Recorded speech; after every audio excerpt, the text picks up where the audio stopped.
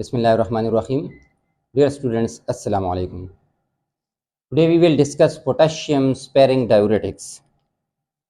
As we have discussed before कि हमारे पास जो एसीटाजोलामाइड थे, कार्बनिक एनहाइड्रेज इनहिबिटर्स, या हमारे पास असेंडिंग लूप ऑफ हेनले पे जो एक्ट कर रहे थे लूप डाययूरेटिक्स, या हम जो डिस्कस कर चुके हैं थायजाइड डाययूरेटिक्स, अगर हम देख ले तो इन सारों जो तीन हमने लास्ट टाइम डिस्कस किए हैं, तीनों किस्म के डाययूरेटिक्स में हमारे पास एक प्रॉब्लम आ रही थी।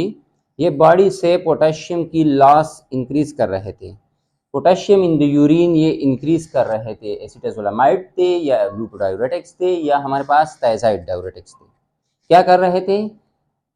हाइपोकेलेमिक इफेक्ट प्रोड्यूस कर रहे थे, बॉडी से पोटेशियम की लॉस कर रहे थे। तो अगर ऐसा कंडीशन है जहाँ पे पोटेशियम की लॉस हो रही है, तो ऐसे कंडीशन में हम प्रेफरेबली पोटेशियम स्पेरिंग डाययूरेटिक्स दे सकते हैं। पोटेशियम स्पेरिंग डाययूरेटिक्स क्या करते हैं? ये पोटेशियम को बॉडी में रिस्टोर करते हैं, ये एक्सेसिव रिलीज ऑफ पोटेशियम नहीं कराते।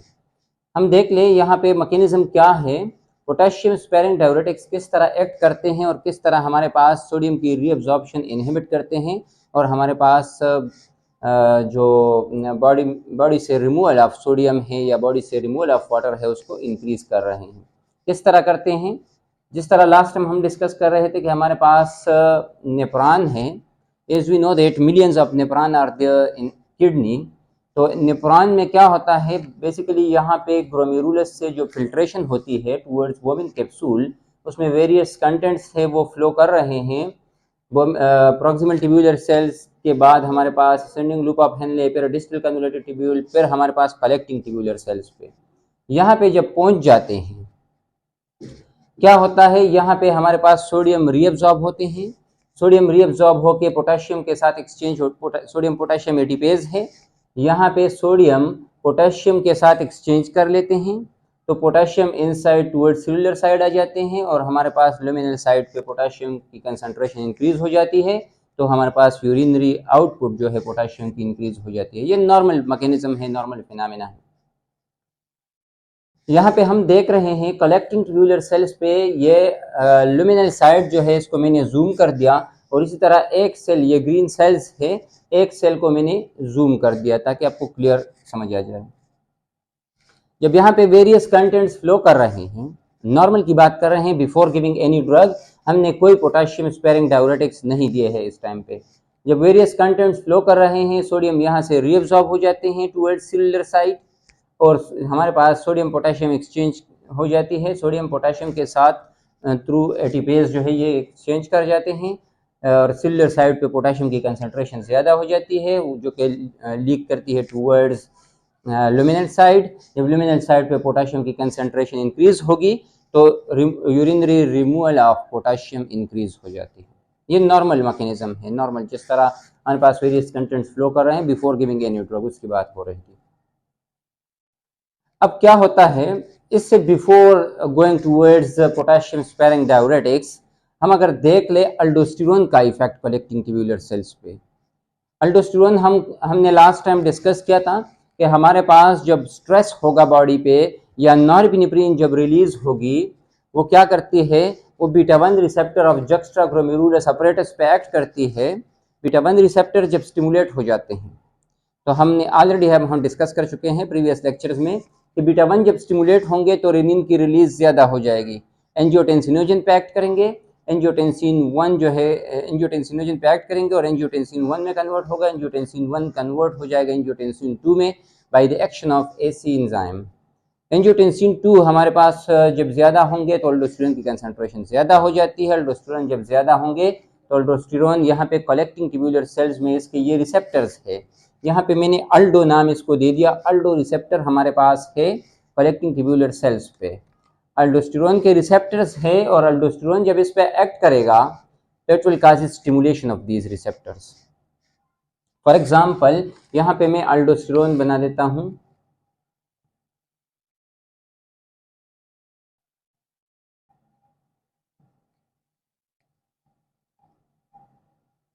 ये अल्डोस्टेरोन जब इस पे अल्डो रिसेप्टर्स पे एक्ट करेगा, व्हाट विल हैपन, ये अल्डो रिसेप्टर्स अल्डोस्टेरोन रिसेप्टर ये स्टिमुलेट हो जाते हैं। ये अल्डोस्टेरोन रिसेप्टर्स जब स्टिमुलेट हो जाते हैं, इट विल हैव 3 फंक्शंस। ये 3 फंक्शंस परफॉर्म करेंगे। पहला फंक्शन 3 फंक्शंस और 3 डिफरेंट चैनल्स के लिए परफॉर्म करेगा।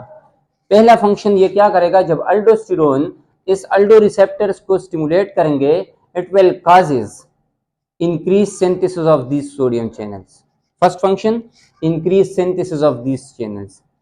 सेकंड फंक्शन, इनएक्टिव चैनल्स अगर इनमें से होंगे तो उसको एक्टिव करा देते हैं। पहले हमारे पास इन सोडियम चैनल्स को इसकी सिंथेसिस कराते हैं, सेकंड हमारे पास इनएक्टिव चैनल्स जो होंगे उसको एक्टिव कराएंगे, और थर्ड फंक्शन क्या होगा, जब यहाँ पे हमारे पास जब साइटोप्लाज्मिक सोडियम चैनल पड़े होंगे उसको टर्मिनल पे ले आते हैं तो वो भी एक्टिव हो जाते हैं।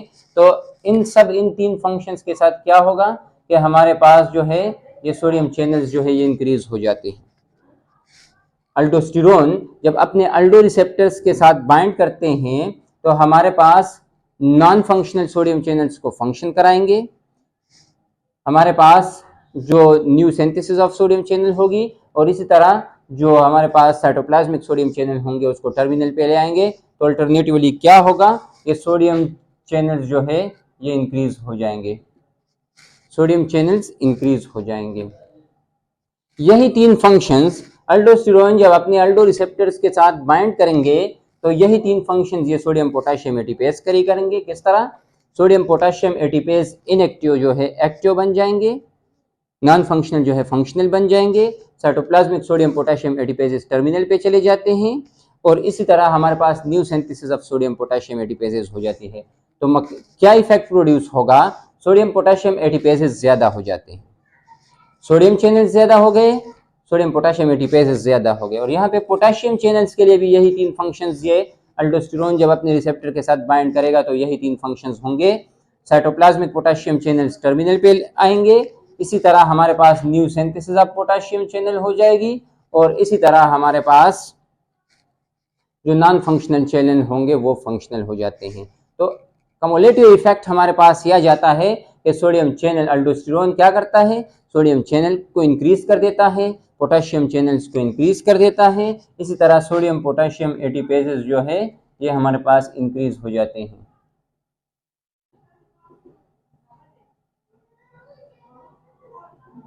ये सारे इंक्रीज हो जाते हैं। तो जब सोडियम पोटेशियम चैनल्स और सोडियम पोटेशियम एटीपेजेस जब इंक्रीज होंगे तो more and more sodium will be enter, more and more sodium will be enter, more and more sodium will exchange with potassium, more and more potassium will goes towards luminal side, more and more potassium will excrete in the urine। हमारे पास effect क्या आएगा, जब sodium की reabsorption ये ज्यादा कर रहा है तो सोडियम जब रीअब्जॉर्ब होगा ज्यादा तो मोर एंड मोर वाटर जो है अपने साथ सेव रखेगा बॉडी में। तो हमारे पास क्या होगा, यूरिनरी रिमूवल ऑफ वाटर जो है वो डिक्रीज हो जाती है, बॉडी वाटर कंटेंट सेव रहेंगे, और हमारे पास जो है ब्लड प्रेशर राइज हो जाता है, जो कि इफेक्ट नॉरएपिनेफ्रिन का था। जब नॉरएपिनेफ्रिन ने बीटा 1 रिसेप्टर स्टिमुलेट किए थे, जुक्सटाग्लोमेरुलर सेपरेटस पेरिनिन रिलीज ज़्यादा हो गई थी, अल्डोस्टेरोन ज़्यादा बन गए थे, तो हमारे पास अल्डोस्टेरोन ने क्या कर दिया, उसने बॉडी वाटर कंटेंट्स को, बॉडी साल्ट रीअब्जॉर्प्शन को इंक्रीज कर दिया, बॉडी वाटर कंटेंट्स ज़्यादा हो जाएंगे, removal of water contents inhibit हो जाएंगे। तो अब हमारे पास अगर हम देख ले पोटेशियम स्पेरिंग डायूरेटिक्स को, अल्डोस्टेरोन क्या कर रहा था, बॉडी वाटर सेव रख रहा था, सोडियम की रीअब्जॉर्प्शन ज्यादा कर रहा था, इन द सेंस कि सोडियम ये चैनल ज्यादा हो रहे थे और हमारे पास more and more sodium reabsorb हो रहा था। अब हमारे पास पोटेशियम स्पेरिंग डायूरेटिक्स 2 किस्म के हमारे पास ड्रग्स है, उसमें एक फॉर एग्जांपल एमाइलोराइड है और सेकंड वन हमारे पास स्पाइरोनोलेक्टोन है। ये 2 ड्रग्स हमारे पास क्या करते हैं, एमाइलोराइड जब हम दे देते हैं, एमाइलोराइड ने क्या करना है, ये सोडियम चैनल्स इनहिबिट कर देंगे, सोडियम चैनल जब इनहिबिट होंगे तो more and more sodium reabsorb नहीं होगा, मोर एंड मोर सोडियम जब रीअब्जॉर्ब नहीं होगा, more and more sodium exchange नहीं करेगा पोटेशियम के साथ, और more and more potassium towards luminal side नहीं आएगा। तो 2 किस्म के इफेक्ट हमारे पास आएंगे। एक इफेक्ट हमारे पास ये होगा कि सोडियम जब रीअब्जॉर्ब ज्यादा नहीं होगा तो लुमिनल साइड पे ज्यादा रहेगा और urinary removal of sodium increase हो जाएगी। तो एक हमारे पास क्या होगा,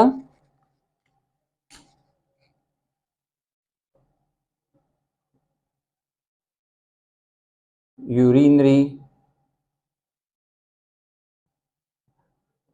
सोडियम एक्सक्रीशन इंक्रीज हो जाएगी। एक हमारे पास sodium urinary excretion of sodium increase हो जाएगी। कौन कर रहा है? एमाइलोराइड। जब इसने सोडियम चैनल्स को ब्लॉक कर दिया, sodium more and more absorb नहीं होंगे, तो जब लुमिनल साइड पे ज़्यादा रहेंगे तो रिमूव होंगे। हम ऑलरेडी डिस्कस कर चुके हैं कि जब भी हम यहाँ पे लिखेंगे कि सोडियम की रिमूवल इन द यूरिन ज़्यादा हो रही है, तो वाटर की रिमूविंग भी ज़्यादा होगी, यूरिनरी वाटर भी इंक्रीज होंगे। थर्ड वन हमारे पास क्या इफेक्ट आएगा?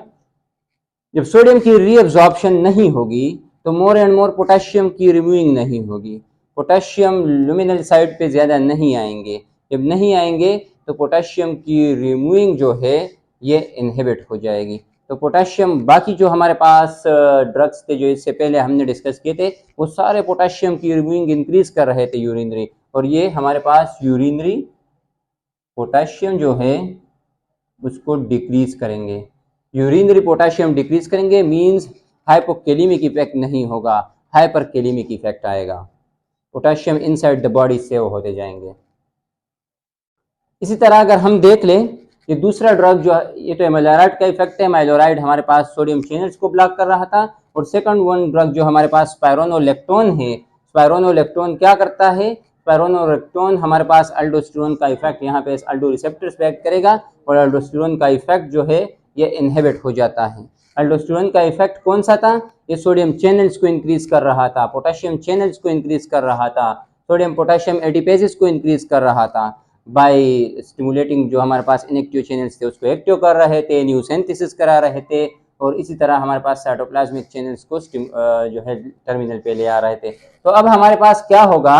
जब स्पाइरोनोलेक्टोन इसको अल्डोस्टेरोन के एक्शन को अल्डो रिसेप्टर्स पे इनहिबिट करेगा, अल्डो रिसेप्टर्स जो है अल्डोस्टेरोन रिसेप्टर स्टिमुलेट नहीं होंगे, तो more and more sodium channels नहीं बनेंगे, more and more potassium channels नहीं बनेंगे, more and more sodium potassium ATPases नहीं होंगे। जब ये और ज़्यादा नहीं बनेंगे तो ये रिड्यूस हो जाएंगे। जब रिड्यूस हो जाएंगे तो मोर एंड मोर सोडियम की रीअब्जॉर्प्शन नहीं होगी, यूरिनरी सोडियम इंक्रीज हो जाएंगे। लुमिनल साइड पे सोडियम ज़्यादा पड़ा रहेगा तो हमारे पास सोडियम यूरिनरी इंक्रीज हो जाएंगे।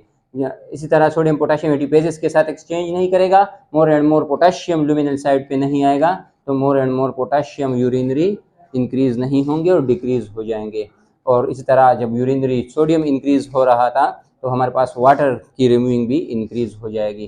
तो अल्टरनेटिव इफेक्ट क्या आएगा हमारे पास एमाइलोराइड का या स्पाइरोनोलेक्टोन का?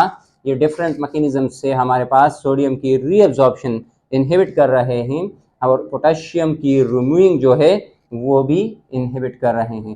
सोडियम की रीअब्जॉर्प्शन जब इनहिबिट होगी तो यूरिनरी सोडियम इंक्रीज हो जाएगी, और पोटेशियम की रिमूविंग जो है यूरिनरी रिमूविंग वो इनहिबिट हो रही है, तो पोटेशियम की लॉस जो है, पोटेशियम की लॉस इनहिबिट होगी, और यूरिनरी पोटेशियम जब डिक्रीज होगी तो हमारे पास बॉडी में पोटेशियम सेव रहेंगे। तो हमारे पास ये यहाँ पे ये पोटेशियम स्पेयरिंग डाययूरेटिक्स क्या कर रहे हैं? ये हमारे पास यूरिनरी पोटेशियम को डिक्रीज कर रहे हैं और बॉडी में पोटेशियम को सेव रख रहे हैं। ठीक है, तो हाइपरकेलेमिक इफेक्ट आ सकता है। हाइपोकेलेमिक इफेक्ट जो बाकी ड्रग्स प्रोड्यूस कर रहे थे वो ये प्रोड्यूस नहीं करेगा। और इसी तरह सोडियम की रिमूविंग ये भी प्रोड्यूस कर रहा है, सोडियम की रिमूविंग वो सारे भी प्रोड्यूस कर रहे थे, वाटर की रिमूविंग ये भी प्रोड्यूस कर रहा है, वाटर की रिमूविंग बाकी सब भी प्रोड्यूस कर रहे थे। होप आपको ये समझ आया होगा। आज हमने दो ड्रग्स जो है वो डिस्कस कर दिए पोटेशियम स्पेयरिंग डाययूरेटिक्स में। एक एमाइलोराइड था जो सोडियम चैनल्स को ब्लॉक कर रहे थे, एक हमारे पास स्पाइरोनोलेक्टोन है जो कि हमारे पास अल्डोस्टेरोन रिसेप्टर्स को ब्लॉक करें फॉर अल्डोस्टेरोन। अल्डोस्टेरोन का इफेक्ट हमारे पास नहीं आएगा जो कि बॉडी वाटर को इंक्रीज कर रहा था, तो जब ये नहीं आएगा तो बॉडी वाटर डिक्रीज हो जाएंगे, तो हमारे पास डाययूरेटिक इफेक्ट भी आएगा और जिसके साथ साथ पोटेशियम बॉडी में सेव होंगे। Any question regards this mechanism, you may ask please in comment section. Okay, Allah Hafiz.